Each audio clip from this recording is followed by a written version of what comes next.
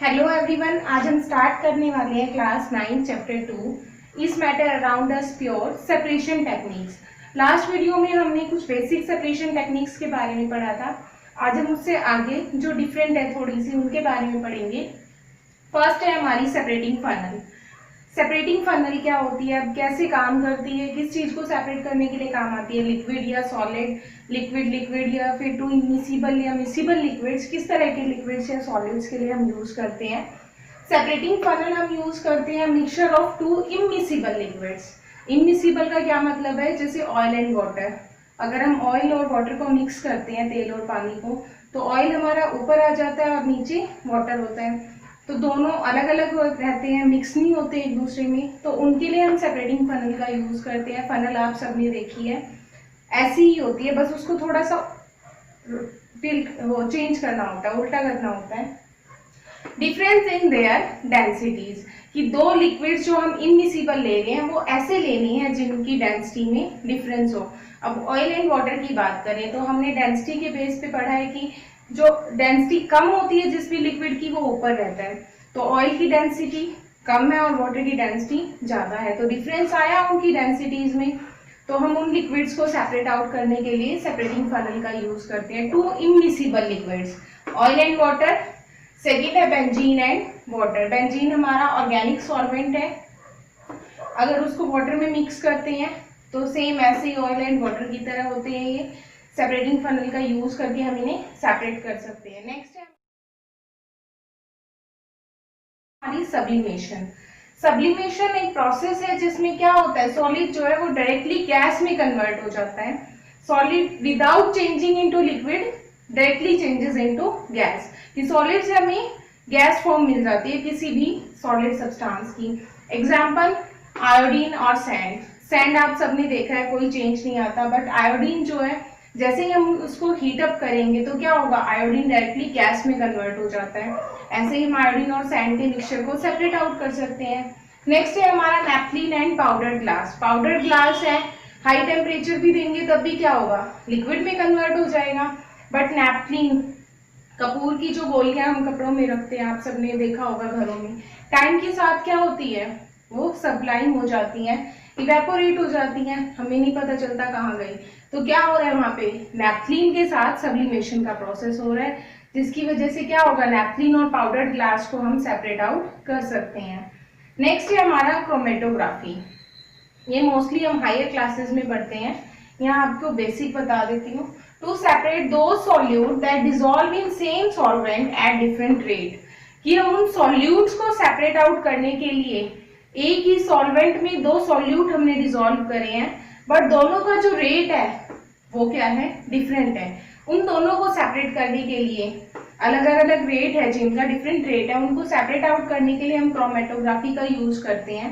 Chromatography में basically हम एक पेपर स्ट्रिप लेते हैं, पेपर स्ट्रिप पे हम एक लाइन ड्रॉ करते हैं जो कुछ सेंटीमीटर ऊपर, कुछ इंच कह लो, इतनी ऊपर हम उस लाइन को ड्रॉ करते हैं। उस पर जो भी लिक्विड हमें सेपरेट आउट करना है, जो भी सॉल्यूट हमें सेपरेट करनी है, जैसे एग्जांपल के लिए dye in blue black ink, हमारी जो इंक होती है ब्लैक ब्लू, उसमें से डिफरेंट डाइज को हमें सेपरेट करना है।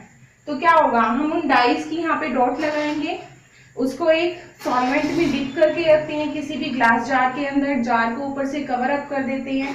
वो लिक्विड हमें इस स्ट्रिप को इस तरीके से प्लेस करना है, इस तरह से प्लेस करना है कि ये जो डॉट्स है हमारी, ये उसमें डिप ना हो, उससे ऊपर रहनी चाहिए जो भी हमने जार में सॉल्वेंट लिया है।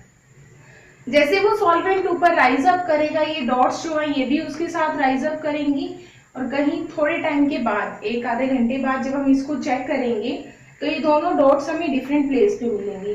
तो यहाँ से हम उनका रेट कैलकुलेट कर सकते हैं।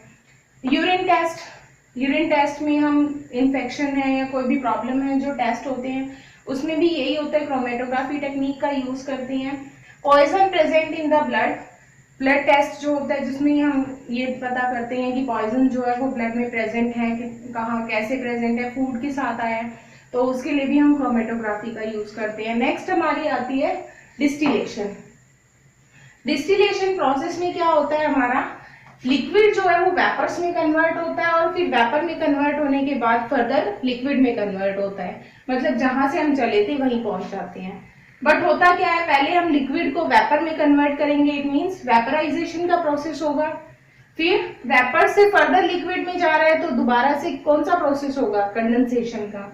अब डिस्टिलेशन का प्रोसेस हम कब यूज करते हैं, जब दो मिक्सिबल लिक्विड हो, ऐसे लिक्विड जो आपस में मिक्स हो जाते हैं, उनके बॉइलिंग पॉइंट में डिफरेंस होना चाहिए, काफी ज्यादा डिफरेंस हो, वोलेटाइल और नॉन वोलेटाइल, कि दो लिक्विड जो भी हम सेपरेट आउट करने वाले हैं उनमें से एक हमारा वोलेटाइल हो और दूसरा नॉन वोलेटाइल हो, उनको सेपरेट आउट करते हैं।